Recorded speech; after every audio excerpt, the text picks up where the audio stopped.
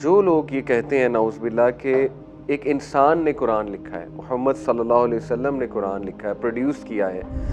कुरान मजीद through out history preserve हुआ है और बिल्कुल वही चीज़ हम तक पहुंची है जो नबी सल्लल्लाहु अलैहि वसल्लम ने रिसाइट की।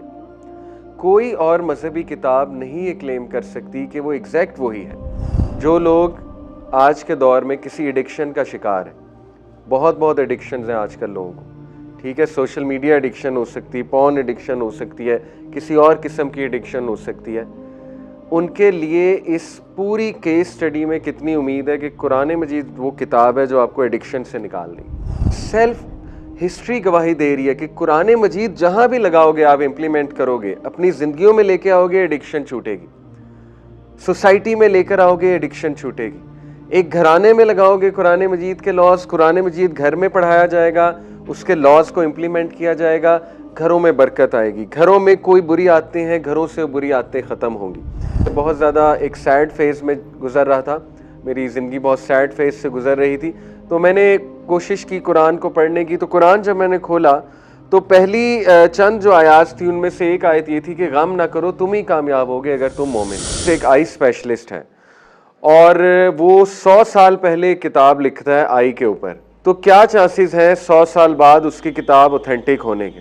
तो आप सब ने कहा था कि ऑब्वियसली वो उसमें मिस्टेक्स होंगी क्योंकि 100 साल बाद नॉलेज बढ़ चुका है। इसको कहते हैं टेस्ट ऑफ टाइम। तो मैंने आपसे कहा था कि कुरान मजीद पे टेस्ट ऑफ टाइम लगाएं। कुरान मजीद जो है 15 सदी तकरीबन होने लगा है कुरान मजीद को नाजिल हुए, तो कुरान मजीद में जितनी इंफॉर्मेशन है वो टाइम के मुताबिक प्रूव होती जा रही है, बजाय कि उसमें कोई सिंगल मिस्टेक भी निकले। तो टेस्ट ऑफ टाइम को वाहिद दुनिया की कोई किताब अगर पूरा करती है तो वो कुरान मजीद है। फिर मैंने आपको मिसाल दी थी कि अगर मैं आपको ये कहूँ कि वो जो आई स्पेशलिस्ट है उसने सिर्फ आई के ऊपर नहीं बल्कि मुख्तलिफ ऑर्गन्स के ऊपर बात की हुई है, किडनी के ऊपर, हार्ट के ऊपर, लंग्स के ऊपर, वगैरह वगैरह, दिमाग के ऊपर, अब तो उसकी किताब में चांसेस ज़्यादा हो जाएंगे एरर के। क्यों? क्योंकि पहले अगर 10 मिस्टेक्स निकलनी थी अब 100 निकलेंगी, क्योंकि मल्टीपल सब्जेक्ट्स हैं, वेरिड सब्जेक्ट्स हैं। इसको कहते हैं टेस्ट ऑफ वेरिड सब्जेक्ट्स। जब भी किसी किताब को एनालाइज करते हैं तो उस पर टेस्ट ऑफ टाइम लगाते हैं और टेस्ट ऑफ वेरिड सब्जेक्ट्स लगाते हैं। अब आप टेस्ट ऑफ वेरिड सब्जेक्ट जब कुरान पे लगाते हैं, सुभान अल्लाह, कुरान में कितने मौजूआत हैं, एक मौजू तो नहीं है। कुरान में, अल्लाह अकबर, हिस्ट्री का नॉलेज है, कुरान में साइकोलॉजी के कॉन्सेप्ट्स हैं, सोशोलॉजी के कॉन्सेप्ट्स हैं, कुरान मजीद ज़ूलॉजी के कुछ बातें करता है, कुरान मजीद में एस्ट्रोनॉमी है, कुरान मजीद में सोशल साइंसेस है, कुरान मजीद में लॉज हैं, इनहेरिटेंस लॉज हैं, क्रिमिनल लॉज हैं। इतने वेरिड सब्जेक्ट्स पे कुरान गुफ्तगू कर रहा है, कुरान मजीद बयान कर रहा है खुल खुल के। लेकिन उसके बावजूद इतनी सदियों बाद एक भी फील्ड की ये चीज़ें हम उठाएं और इनमें कोई मिस्टेक निकाल कर दिखाएं, सवाल ही पैदा नहीं होता। तो कुरान मजीद टेस्ट ऑफ वेरिड सब्जेक्ट्स पे भी पूरा उतरता। तीसरी मैंने आपको मिसाल दी थी टेस्ट ऑफ सिंगल ऑथरशिप। अगर मैं आपको ये कहूँ कि वो जो किताब आई स्पेशलिस्ट ने लिखी, उसने किसी से डबल चेक नहीं कराई, खुद ही लिख दिया, ना किसी से मदद ली, उसकी किताब में मिस्टेक के चांसेस ज़्यादा हैं। या तो किसी से हेल्प ले लेता तो चलो कोई मिस्टेक, डबल चेक। अब देखिए, यही आप कुरान मजीद पे लगाएं, खुदा ना खास्ता, let's say for the sake of argument हम ये अज्यूम करते हैं कि कुरान मजीद प्रॉफिट सल्लल्लाहु अलैहि वसल्लम ने लिखा है, तो ये कहते हैं ओरिएंटलिस्ट और जो सो कॉल्ड इस्लामोफोब ओरिएंटलिस्ट की बात कर रहा हूँ, या ऐसे लोग जो कुरान को नहीं मानना चाहते, वो कहते हैं जी कुरान मोहम्मद सल्लल्लाहु अलैहि वसल्लम ने लिखा है। तो बात यह है कि अगर सिर्फ उन्होंने लिखा है, सिंगल ऑथर है, तो क्या सिंगल ऑथर इस तरह का वर्क प्रोड्यूस कर सकता है जिसमें हिस्ट्री का नॉलेज है, जिसमें ओशंस का नॉलेज आ रहा है, जिसमें एम्ब्रियोलॉजी का नॉलेज आ रहा है, जिसमें इतनी डेप्थ में जाकर बात हो रही है? सिंगल ऑथर कैसे इस तरह का वर्क प्रोड्यूस कर सकता है, वो भी 23 साल में? तो ये भी आर्गूमेंट खिलाफ जाता है उनके कि सिंगल ऑथरशिप है। कुरान मजीद हो ही नहीं सकता एक इंसान की तरफ से, ठीक है। चौथा मैंने आपको आर्गूमेंट बताया था कि वो है, अगर मैं आपसे ये कहूँ कि वो आई स्पेशलिस्ट है ही नहीं, उसकी कोई स्पेशलाइजेशन नहीं है। अब आप कहेंगे कि वो किताब तो पढ़ने के भी लायक नहीं है, उसकी आंखों पे लिखी हुई किताब। क्यों? क्योंकि अभी उसको तो पता ही कुछ नहीं आई का, उसने कहाँ से आई के ऊपर किताब लिख दी। तो इसको हम क्या कहते हैं? टेस्ट ऑफ ऑथरशिप, या इसको आप कह लीजिए कि टेस्ट ऑफ क्रेडिबिलिटी, कि उस बंदे की अपनी क्रेडिबिलिटी क्या है। अब आप देखिए कि जो लोग ये कहते हैं नाउज़ुबिल्लाह कि एक इंसान ने कुरान लिखा है, मोहम्मद सल्लल्लाहु अलैहि वसल्लम ने कुरान लिखा है, प्रोड्यूस किया है, तो हमारे नबी सल्लल्लाहु अलैहि वसल्लम कुरान मजीद ही बता रहा है और उनकी सीरा बता रही है, उम्मी थे, लिखना पढ़ना उस दौर का जो लिखना पढ़ना था हमारे नबी नहीं जानते थे उसको। तो हाउ कैन समवन जिसने कभी पोइट्री नहीं सीखी, जिसने कभी ज़ाहिर है हिस्ट्री की किताबें का मुतालिया नहीं किया, ट्रैवल इतना नहीं किया, एक ही सफ़र है हमारे नबी का, शाम का सफ़र है, तो ट्रैवल नहीं किया, तो how come someone like him, यानी उस दौर की बात हो रही है, वो कुरान मजीद कैसे प्रोड्यूस कर सकते हैं। इवन दो हमारे नबी जो हैं सल्लल्लाहु अलैहि वसल्लम उम्मी होने के बावजूद बहुत वाइज, बहुत इंटेलेक्चुअल, ये बातें अपनी जगह दुरुस्त हैं, और बहुत ही नेक सीरत, even before becoming a profit, Sadiq और अमीन थे। लेकिन ये बात भी हकीकत है कि उनके पास वो उलूम नहीं थे जो उलूम हमें कुरान मजीद में नज़र आते हैं।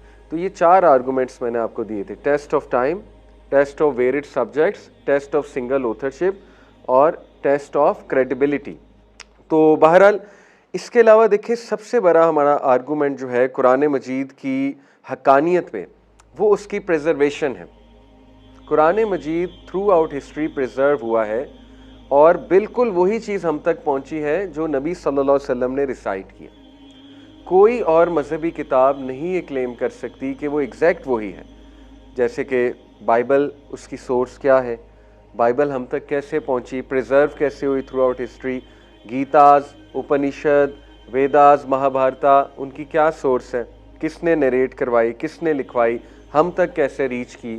तो ये ऐसे सवालात हैं जिनके दूसरे मज़ाहिब के पास आंसर्स नहीं हैं, और कुरान मजीद इसको वाज़े बयान करता है कि पुरानी जो किताबें हैं उनको टेम्पर कर लिया गया, उनमें चेंजेस ले आई गई, लेकिन कुरान मजीद की हिफाजत और ज़िक्र, ओवरऑल दीन की हिफाजत अल्लाह सुब्हानहू व तआला ने ज़िम्मेदारी ली है।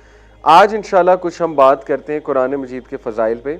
नोबल एक्सपेरिमेंट का नाम किसी ने सुना आप में से किसी ने? अमेरिका में 1920 में एक सोशल एक्सपेरिमेंट हुआ था नोबल एक्सपेरिमेंट के नाम से, कभी सुना है? क्या था ये नोबल एक्सपेरिमेंट? क्या है नोबल एक्सपेरिमेंट? ये है कि अमेरिकन्स ने बिल पास किया बाकायदा, सेनेटर्स ने, कि शराब हम बैन करेंगे, अल्कोहल को बैन करेंगे। और इसको नोबल एक्सपेरिमेंट इसलिए कहा कि everyone wants to be noble, क्योंकि शराब के नुकसानात बहुत थे सोसाइटी में। 13 साल ये एक्सपेरिमेंट चला and it badly failed, absolutely badly failed.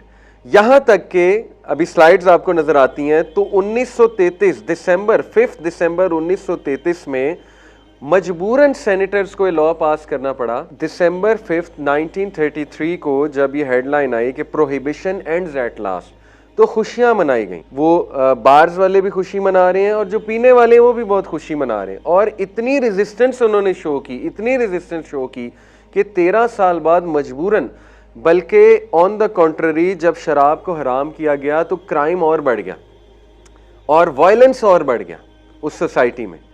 अब ये कितना साल है? 13 साल। इंटरेस्टिंगली कुरान मजीद जब आया तो मक्की दौर कितना है? 13 साल। और शराब की जो आयात आई हैं वो कितने साल बाद आई हैं? तकरीबन इतना ही अरसा है शराब की बैनिंग की जो आयात हैं, ठीक है। 13 साल बाद जब शराब की आयात, या कुछ अरसा, 13 नहीं होगा, चलें कुछ कम हो सकता है, एनीवे, शराब की बैन की जब आयात आई हैं, और आपको पता है बतदरीज आई हैं, बतदरीज मीन्स कि स्टेप बाय स्टेप आई हैं। पहले अल्लाह रब्बुल आलमीन ने कहा कि इसके कुछ फ़ायदे भी हैं लेकिन नुकसान ज़्यादा है। इसी तरह अल्लाह ताला ने कहा कि नमाज के करीब भी ना जाओ नशे की हालत में, और फिर टोटली बैन कर दिया कि रिज्सुम मिन अमल शैतान, ये शैतान का अमल है, इसको छुओ भी ना, इसको हाथ भी ना लगाओ। आपको पता है कि शराब जब कुरान ने बैन किया तो उसका सक्सेस रेट कितना था? 99.9%। और नोबल एक्सपेरिमेंट सक्सेस रेट 10% भी नहीं। This is the impact of Quran. जो लोग आज के दौर में किसी एडिक्शन का शिकार है, बहुत एडिक्शन हैं आजकल लोगों को, ठीक है, सोशल मीडिया एडिक्शन हो सकती है, पॉर्न एडिक्शन हो सकती है, किसी और किस्म की एडिक्शन हो सकती है, उनके लिए इस पूरी केस स्टडी में कितनी उम्मीद है कि कुरान मजीद वो किताब है जो आपको एडिक्शन से निकाल देगी। क्योंकि सबसे बुरी एडिक्शन अल्कोहल एडिक्शन होती है। Compare to alcohol addiction, porn addiction कुछ भी नहीं है। मैं एज ए साइकोलॉजिस्ट आपको बता रहा हूँ, इतनी बुरी होती है अल्कोहल एडिक्शन, इतनी बुरी लत होती है उसकी कि अल्कोहल को छोड़ना नेक्स्ट टू इम्पॉसिबल होता है, जिसको लत लग जाए अल्कोहल की, और ड्रग की उससे भी खतरनाक होती है। कुरान मजीद ने हिस्ट्री में साबित करके दिखाया है कि अच्छा खासा शराब पीते थे, आपको पता है मक्का वाले, कुरैश मक्का एडिक्ट्स थे, महफिलों में शराब चलती थी। 99.9% कुरान मजीद ने सक्सेस रेट दिया। This is the impact of Quran on society, this is the impact of Quran on individual. और हम कंपेयर करें नोबल एक्सपेरिमेंट सक्सेस रेट 10% भी नहीं है।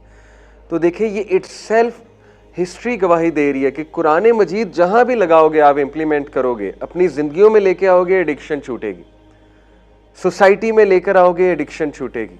एक घराने में लगाओगे कुरान मजीद के लॉज, कुरान मजीद घर में पढ़ाया जाएगा, उसके लॉज को इंप्लीमेंट किया जाएगा, घरों में बरकत आएगी। घरों में कोई बुरी आदतें हैं, घरों से बुरी आदतें ख़त्म होंगी। तो ये हमारे लिए सुभान अल्लाह बहुत मोटिवेशनल बात है। जो भी खुदा न खास्ता किसी किस्म के मसले में पड़ा हुआ है, कुरान मजीद के साथ जुड़ जाए। मैं आज उसको ये नसीहत कर रहा हूँ, क्योंकि ये हमने खुद भी देखा है अल्हम्दुलिल्लाह अपनी लाइफ में। मेरी अपनी जो चेंज है कुरान के थ्रू है। मैं 2007 में जब काफ़ी सैड फेस से गुज़र रहा था, दीन की तरफ नहीं था इतना, तो मैंने फ़र्स्ट टाइम कुरान खोला और कुरान मजीद की आयत मेरे सामने आई, ट्रांसलेशन के साथ खोला for the first time in my life. उससे पहले कुरान कभी मैंने ट्रांसलेशन से नहीं पढ़ा था। कभी कभी बस वो कारी साहिब ने जो सूरतें सिखा दी थी, या इस्लामियत में जो सूरतें पढ़ी हुई थी वो लेवल्स में वही थी, अदरवाइज़ मैंने कभी कोशिश नहीं की थी। तो मेरे एक दोस्त थे, उन्होंने मुझे उर्दू में कुरान की ट्रांसलेशन गिफ्ट की थी। बहरहाल मैंने काफ़ी अर्सा फिर भी हाथ नहीं लगाया, लेकिन दिस वन टाइम बस मैं बहुत ज़्यादा एक सैड फेज़ में गुज़र रहा था, मेरी ज़िंदगी बहुत सैड फेज़ से गुज़र रही थी। तो मैंने कोशिश की कुरान को पढ़ने की। तो कुरान जब मैंने खोला तो पहली चंद जो आयात थी उनमें से एक आयत ये थी कि गम ना करो, तुम ही कामयाब होगे अगर तुम मोमिन हो। सूरह आले इमरान की ये वर्ड्स मेरे सामने आई, सुभान अल्लाह। तो देखिए कुरान मजीद मैंने तो खुद एक्सपीरियंस किया है कि आपके साथ बात करता है, और कुरान मजीद आपके प्रॉब्लम्स के आपको सोल्यूशन देता है। कुरान मजीद जिस तरह से आपको काम डाउन करता है, जिस तरह से आपको मोटिवेट करता है, कोई और इंसान, यानी इंसान के अल्फाज उस तरह से मोटिवेट नहीं कर सकते। इंसान के अल्फाज के वो असरात नहीं हो सकते जो कुरान मजीद के हो सकते हैं। और कुरान मजीद इन अरबिक उसके अलग असरात हैं, कल्ब पे, रूह पे, हमारे नफ्सियात पे। और कुरान मजीद के जो ट्रांसलेशन है, जो मैसेज है, उसके अलग असरात हैं। जैसे नोबल एक्सपेरिमेंट मैंने आपके सामने कोट किया, तो हम एनालाइज करते हैं कि इसके मैसेज के आखिर क्या असरात हैं।